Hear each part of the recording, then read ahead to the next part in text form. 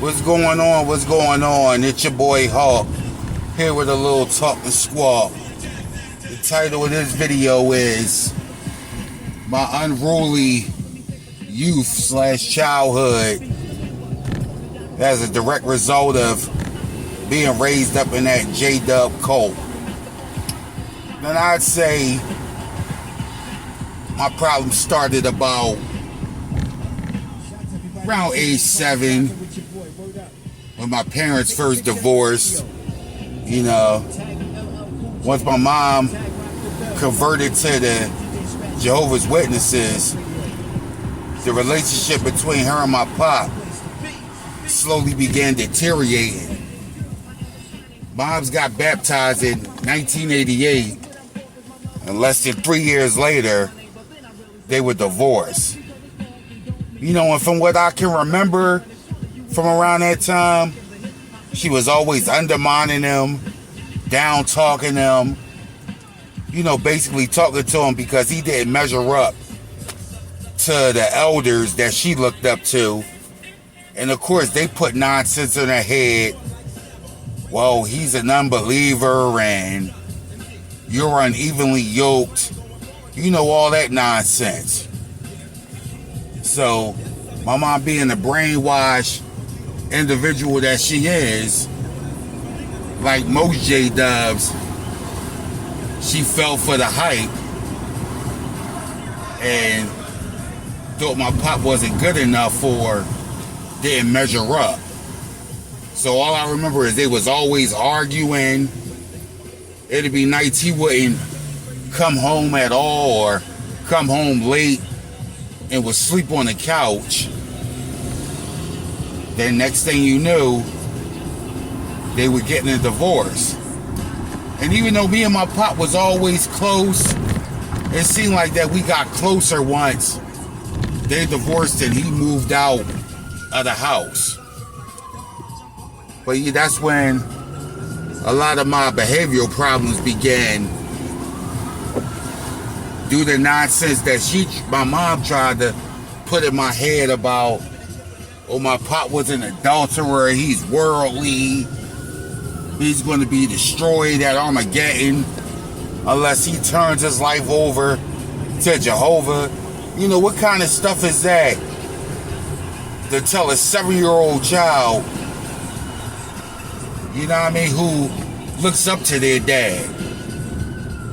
So, you know what I mean, of course it's going to do something. So that's where a lot of my behavioral problems began, like getting into trouble in school, getting suspended, always getting sent home and having to come back to school with a parent or a guardian. And the thing is, my pop, my grandparents, my uncles, all of those who were amongst the ones that pick me up from school or bring me back, they all knew what the root of the problem was. But my mom, however, let the elders and school psychiatrists talk her into thinking that I had behavior / learning disabilities, which wasn't the case at all. Seeing, well, the behavior problems, yeah, but learning disabilities, hell no. For the simple fact that when I was 8 years old, I was more intelligent than most of my peers.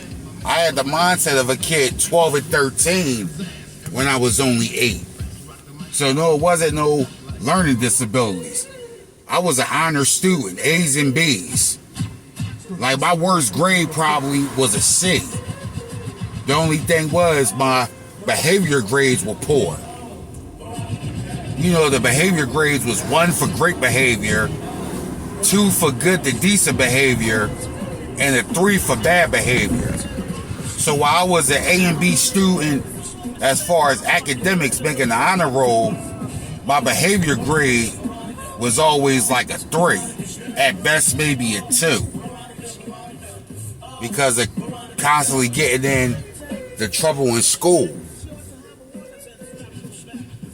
So, you know, I got to the point where I was getting suspended and sent home so much for fighting, and me getting into a lot of fights with other classmates and students was due to the fact that my mom made sure to tell everybody that I was a Jehovah's Witness. So that meant I couldn't participate in no birthday celebrations, no holiday celebrations with the class. Even certain class trips I had to miss out on. So you know what comes with that. A lot of mockery and ridicule from other classmates. And then you know, witnesses with their non-violent, passive mentality, a lot of other kids use that as an excuse to pick with me, thinking that they could get away with shit, which they couldn't, because I would fight. You know, I would fight to the point where it's been times I put other students in the hospital. In second grade, I nearly got expelled for stabbing a student when he attacked me with a yardstick. One of the real big yardsticks that the teachers would use on the blackboard. He hit me with one of them. Yeah, I mean, I didn't stab him severely. Just, you know what I mean, stabbed him in his arm as like a warning. You know, but because my family had a long history of attending Hannah school, my pop, my uncles, older cousins, it's like my whole family damn near on the HAWKE'S side had went to school there. So versus getting expelled, I just got a week suspension, then followed by a week's detention once I returned from suspension. You know, so between second and fourth grade, it seemed like at least once a month I was getting suspended or sent home from school.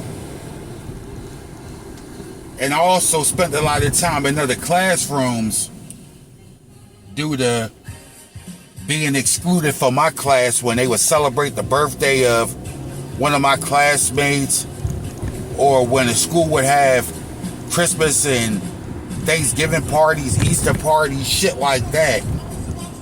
I would have to get sent to another classroom, or sometimes would even stay home from school altogether. So, even though I'm not into the holidays down as an adult, like as a kid, that used to feel some kind of way. Especially when it came to my own birthday and I would be ridiculed for even acknowledging that was my birthday. Thankfully, my HAWKE'S side of the family weren't witnesses, and they would do whatever they could to make sure that I enjoyed somewhat. No matter how much of a cockroach my mom was, taking my birthday money to use it to buy Kingdom Hall shit like suits and trench coats for field service, service bags. I could never really enjoy my birthday money. Whatever gifts I would get, my mom would find a way to take it away from me, or give it back or give it to another child if I so much as dozed off during a meeting or got fidgety sitting through them long, boring meetings.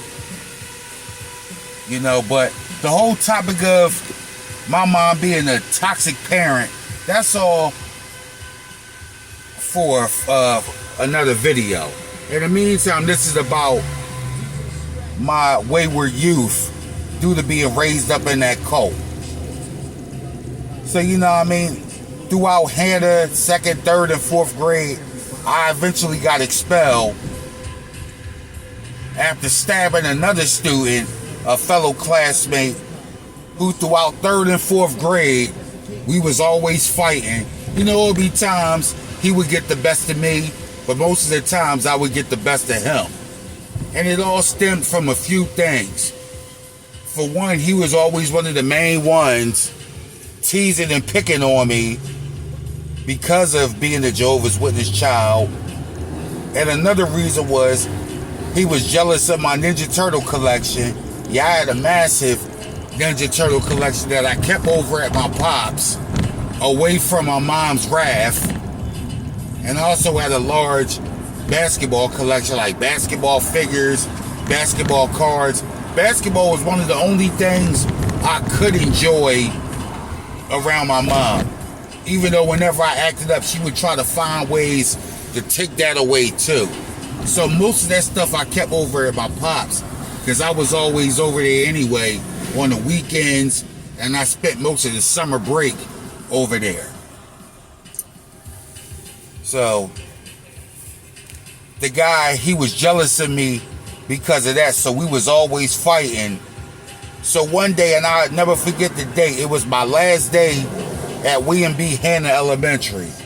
It was March 28th, 1993. So all throughout that week, we had been going back and forth, getting in the little fights for it to be broken up. So him and two other students, they decided, and this was the day of show and tell. So I bought like a few of my NBA basketball figurines to school. So the guy, he has the nerve to recruit two other classmates, remind you, and after school they called themselves trying to jump me and take my figurines. But I clutched through it. They was in my book bag and I wouldn't let them get to it. So they're trying to jump me. I'm fighting them off. The teacher comes and breaks it up. One of the students, he runs. The other student, the teacher pinned him down, let me get my hits back, even though I was already whooping his ass. So I got a couple free hits off on him, and she sent him on about his way. But the main instigator, she goes to grab him, and I go to get my hits while she's holding him. Only his legs is free, so he keeps kicking me in my stomach. Now, besides bringing my basketball figurines for show and tell, also had a pocket knife that I took from my uncle. He had a gang of knives, brass knuckles. He had guns too, but he kept those locked away. But he always had his little pocket knives laying around. So it was like a few days before that, I had pocketed one of the knives and kept it in my book bag. And it's funny because I had the knife in my pocket at the time of this incident because I had a gut feeling that some bullshit was going to go down at the school. I always had like that intuition, that gut feeling. So I had the knife in my pocket, and as after he kicks me in my stomach and I'm doubled over, I swiftly go into my pocket and grab the knife. I lunge at him again. He raises his leg again. I sideswiped it and went right into his stomach with the knife. He's bleeding everywhere, crying like a little bitch. I mean, he didn't die, but he did have to go to the hospital and get stitched up. But that was my last day at William B. Hanna Elementary. A week later, they changed the name to Guyon Bluford after the astronaut that also went to Hanna. So this led to my first day at Child Guidance Clinic. I was there for 30 days. Upon release, I finished out the rest of 4th grade homeschooling. Then for 5th grade, I went to Elkinsworth. That is a school up there in Jenkintown, right outside of Philadelphia, for like bad students, like troublesome kids from ages 10 to like 17. But the class I was in was basically middle school age kids, ages 10 through 13. And I got in a few fights there too with older kids who thought it was sweet, because once again, moms made sure to tell everybody I was a Jehovah's Witness student and couldn't participate in nothing. So that led to more ridicule. Now, I was never suspended or expelled from Elkinsworth. I only went there for 5th grade. Now for 6th grade, I returned to public school. I'm with the shoemaker. I was only there for the first quarter of the year, from September through December. Now that shoemaker, by that time I had a reputation. Like, yeah, don't fuck with E, he stabs niggas. You know what I mean? Plus I had older cousins that went there. So nobody really messed with me. I didn't get into fights like that, but I was always getting into trouble for cutting classes, skipping out on school. You know, by this time I started selling weed. I was smoking it. You know what I mean? I'm messing around with girls. So that's what I was getting in trouble for at SHU. So eventually I got kicked out of there. Did another little bid at child guidance because I was still acting up in the house. You know, that never changed. Because here my mom was again. Well, it never stopped. But she was always bad talking my pop and my HAWKE'S side of the family. Now remind you, she would always bad talk my HAWKE'S family, but meanwhile, she worshipped the ground my paternal grandma walked on. Remind you, my grandparents only had sons. They never had no daughters. While my mom, her mom transitioned before I was born.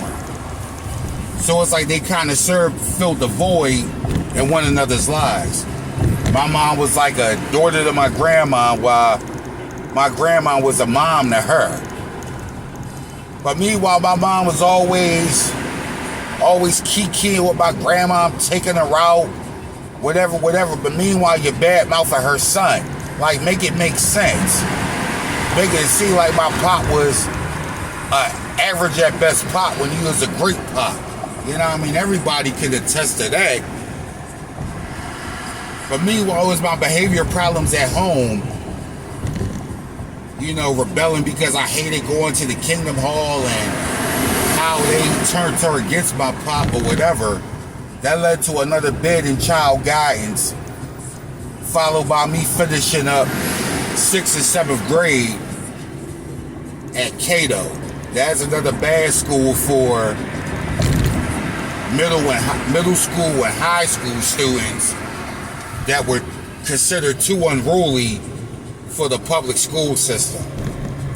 So I finished out 6th and 7th grade there. Again, returned to the public school system. But by this time, I'm living with my pop after, you know, my mom remarried and dude was stinking. I did a video on this before. This was my last video anyway that I did last week. You know, the guy my mom married thought shit was sweet, so I had to get his ass whooped. And after that, I stayed with my pop for the next 3 years. You know, and even though I was living with my pop, this is when I started running the streets because pop was always working. So, you know, I started running the streets, getting into trouble with the law. Wound up getting expelled from Sarah Middle School a week before graduation, remind you. I mean, I graduated because I had the grades, but I wasn't allowed to walk down the aisle or none of that. You know, shortly after I turned 14, I get sent to boot and hat camp for 3 months. Upon release from boot camp, I finished out the remaining of the 9th grade year at Vision Quest School. Then from there, I returned to public school, Overbrook High School. Shout out to all my fellow Panther alum, OHS class of 2001. And at that point, that was the end of my troublesome youth. Yeah, I got in a little mischief in high school, got suspended a couple of times, but never nothing real serious to where I had to be expelled or anything like that. By that time, I had moved back home to help mom out with the bills because the guy she was married to, he was sending his earnings back home to his other family in his country. So I moved back home to help out and also to keep an eye on him because I didn't trust him around my mom and sister.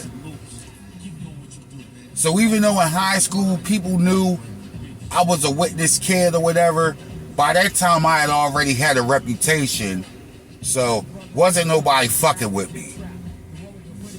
In that Brook, I had homies and family from every different neighborhood set that went to the school. So high school was a cakewalk. You know, like basically all my Wayward youth days was behind me. That was mainly between the ages of 7 and 13. So here I am today, reflecting on my troublesome youth due to being raised up in that J-Dub cult. You know, my mom eventually appreciated me for moving back home and helping her out because the guy she married to only married to stay in the country, and he wasn't shit anyway. Even though she would never admit that my childhood troubles had to do with her behavior and raising me up in that toxic cult.